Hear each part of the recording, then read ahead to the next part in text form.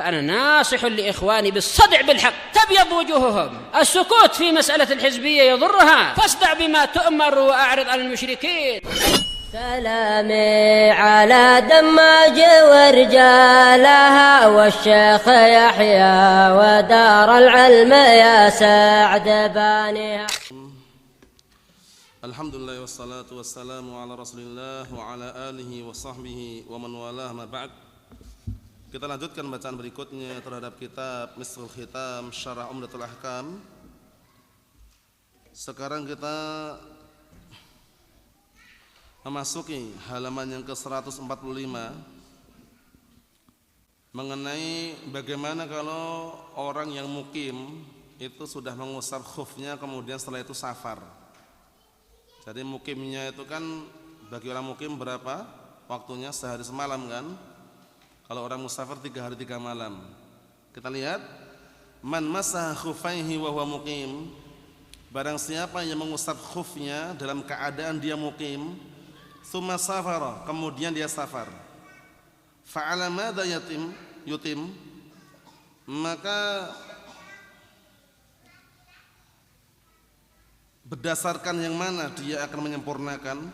Maksudnya menyempurnakan seperti orang safar 3 hari 3 malam, atau seperti orang yang mukim sehari semalam. Jadi setelahnya itu nanti dilepas.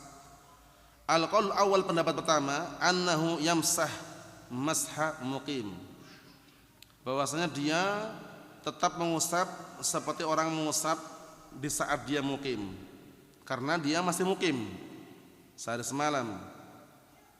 Wa huwa qaul Syafi'i, ini pendapat Syafi'i, wa Ishaq dan Ishaq, wa Malik, wa riwayat Ahmad dan salah satu riwayat dari Imam Ahmad, wa Dawud Adz-Dzahiri. Hujjatuhum, argumen mereka, anha ibadatun istama'a fiha al-hadar was safar, bahwasanya itu adalah suatu ibadah yang terkumpul padanya mukim dan safar. Ini kan awal mulanya ketika mengusap itu dia mukim, kemudian dia setelah itu safar. Ibadahnya tercampur dalam artian dia itu mukim tercampur dengan safar itu loh. Fataghlibu hukmal hadar, maka dimenangkan hukum orang yang mukim. Hadar itu mukim artinya.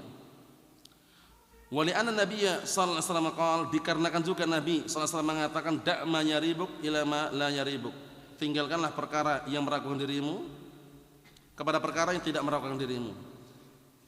Dalam artian ketika di awal permulaan dia mukim, ya mukim gitu loh. Perkara nanti safar lain lagi pembahasannya.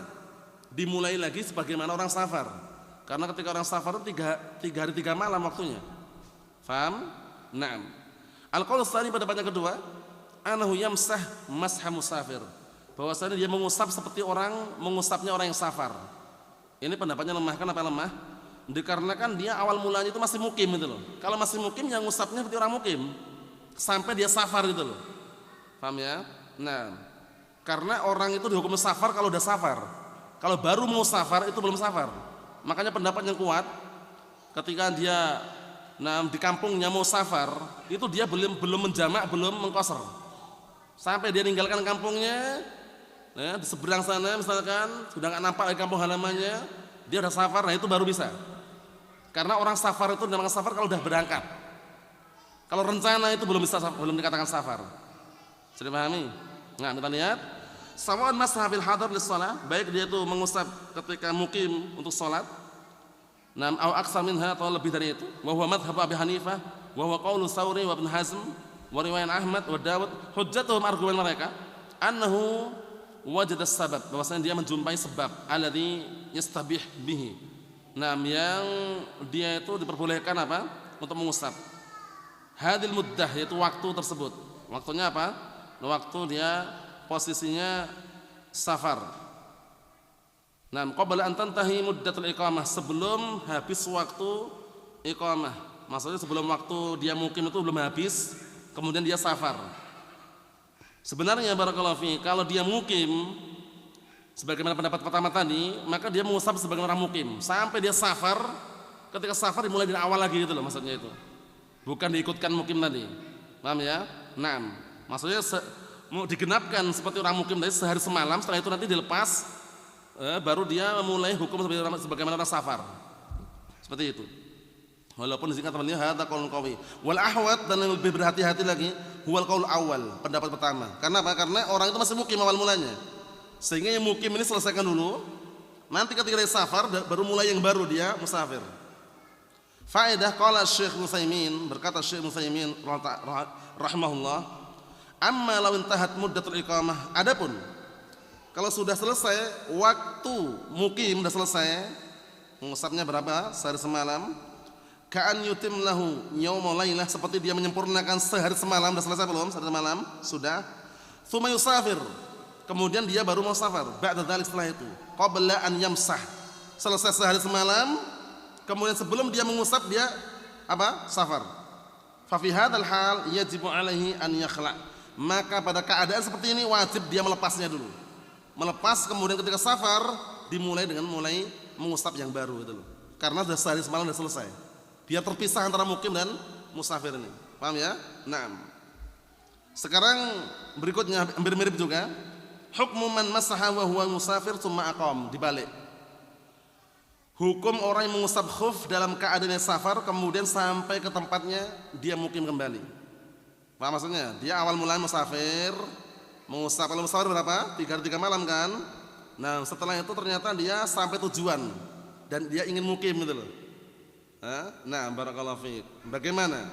Qala Ibnu Mundzir rahimahullah, wa ajma'a kullu man ahfadz anhu min ahli ilm, dan sungguh telah sepakat semua orang yang aku menghafalnya dari kalangan ahli ilm, mimman yaqul bitahdid, dari sebagian mereka yang berpendapat tahdid fil masah al khuffain, tahdid maksudnya menentukan batasan mengusap di atas kedua khuf, ala anna man masaha, bahwasannya barang siapa yang mengusap thumma nam qadimal hadar, kemudian dia datang mukim, khala'a khuffai, maka dia melepas kedua khufnya karena sudah selesai, safarnya sudah selesai.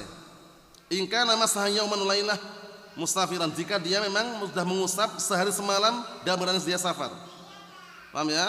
Ini setelah apa? Ini setelahnya. In kana masaha yauman lailah musafiran, jika dia mengusap sehari semalam dalam keadaan safar, summa qadima, kemudian datang, hadir, sudah sampai, fa'aqam, akhirnya dia mukim, fa innalahuma lil mukim, maka dia mendapatkan apa? Aturan sebagaimana orang mukim karena sudah sampai tujuannya. Mafhum insyaallah?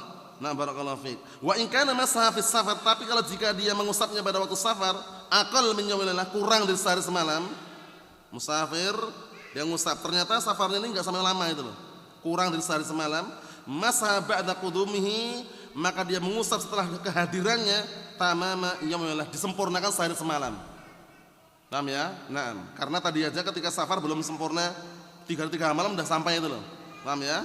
Hadza qaul Sufyan ats-Tsauri wa Syafi'i wa Ahmad bin Hanbal wa ashabur ra'yi. Ashabur ra'yi biasanya Abu Hanifah dan juga pengikutnya ya. Yang terakhir, ma hukmu al-masfi 'ala al-khuf? Naam, al-mukharraq. Al-mukharraq itu khuf yang bolong, yang lubang. Jadi khufnya itu enggak sempurna, enggak rapat, ada lubangnya. Hukumnya bagaimana?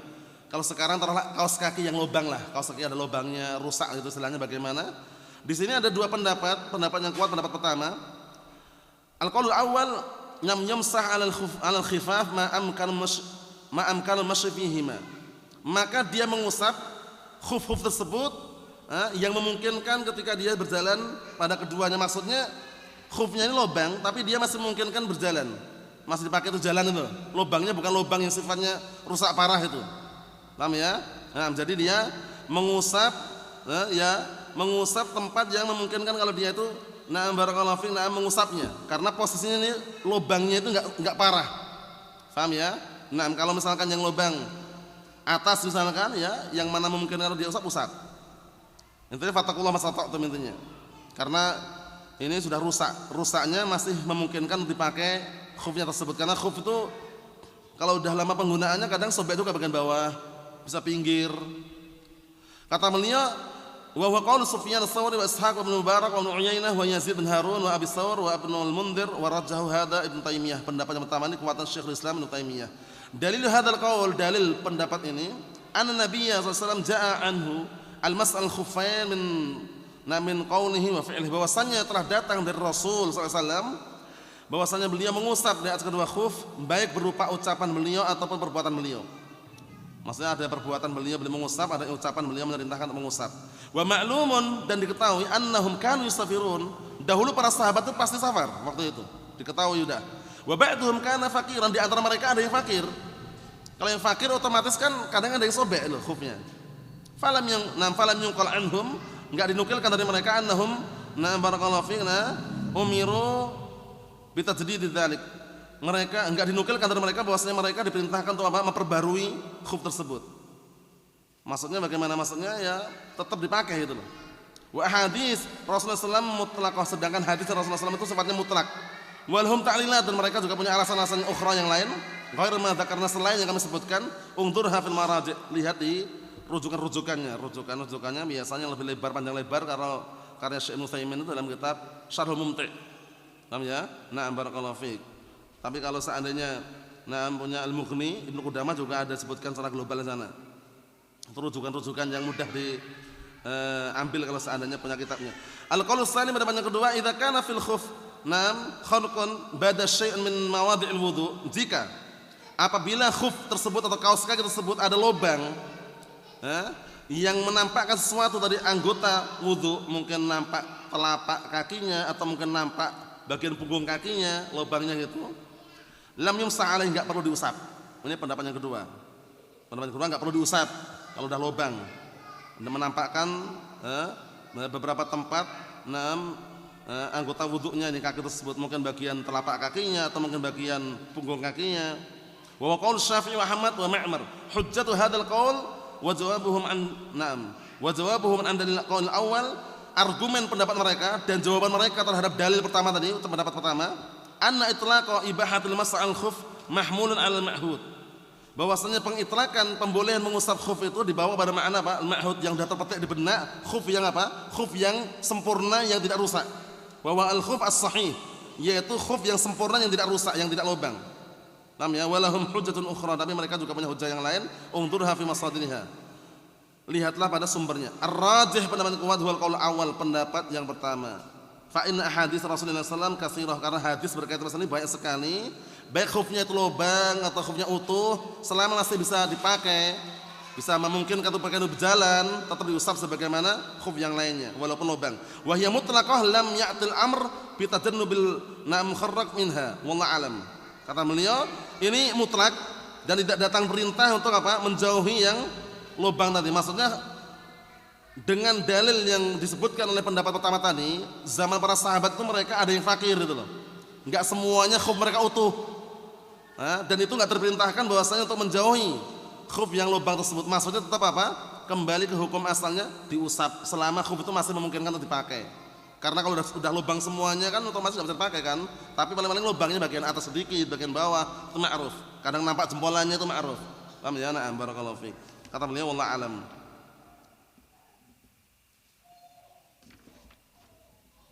Tambah satu lagi ya. Ma hukmul mas'al jawrabain. Jawrab itu kaos kaki. Kalau khuf tadi terbuat dari apa? Dari kulit ya. Nah, kalau jawrab ini dikenal kaos kaki. Kaos kaki yang antum sebagian kadang pakai itu ya. Kita pakai kalau dingin. Nah, apakah sama dikiaskan atau bagaimana? Kalau awal pendapat pertama, ya juzul mas'al jawrabain. Diperbolehkan mengusap di atas kedua kaos kaki. Kalau kaos kaki kan tidak harus terbuat dari kulit kan? Tapi khuf itu yang ma'ruf terbuat dari kulit. Paham ya? Nah, wa huwa qaul jumhur as-sahabah wat tabi'in wa faman ba'dahum, dan ini pendapat mayoritas para sahabat dan tabi'in dan orang setelah mereka. Wa dzakara Ibnu al-Mundhir hadzal qaul, dan Ibnu al-Mundhir menyebutkan pendapat ini antis'atun min as-sahabah. Dari 9 sahabat dalil hadzal qaul, dalil pendapat ini hadis Tsauban radhiyallahu anhu, wa fihi, di dalamnya ada amarahum sallallahu alaihi wasallam an yamsahu 'alal asaib wa tasakhin. Rasulullah perintahkan mereka untuk mengusap apa? Al-asaib wa tasakhin. Asaib wa tasakhin itu maknanya adalah semacam kaos kaki. Intinya untuk penutup kaki. Paham ya? Kalau zaman sekarang ma'rufnya jawrab ini, kaos kaki. Paham ya? Tasakhin itu membikin kakinya itu apa? Biar hangat. Walaupun tidak terbuat dari kulit ya. Kalau kaos kaki terbuat dari kain-kain itu biasanya kan. Naam. Akhrajahu Ahmad wa Abu Dawud wa huwa hadits sahih, wa ja'at ahadits ukhra fiha dha'fun minha 'an al-Mughirah wa Abi Musa wa Bilal anhu. Yang ini tadi sahih. Bahwasanya menurut jumhur sahabat tabi'in boleh mengusap apa? Kedua kaos kaki. Al-qaulu tsani, pendapat yang kedua, yukrahul masah al jawrubain, dimakruhkan mengusap di atas kedua kaus kaki. Ini pendapat kedua, pendapatnya lemah. Wa hadha madhhab Malik wal Auza'i wa Syafi'i wa Abi Hanifah wa huwa qaulu Mujahid wa Amr bin Dinar wal Hasan bin Muslim wa riwayat Atha. Ar-rajih, pendapat yang kuat, huwal qaul awal, pendapat pertama.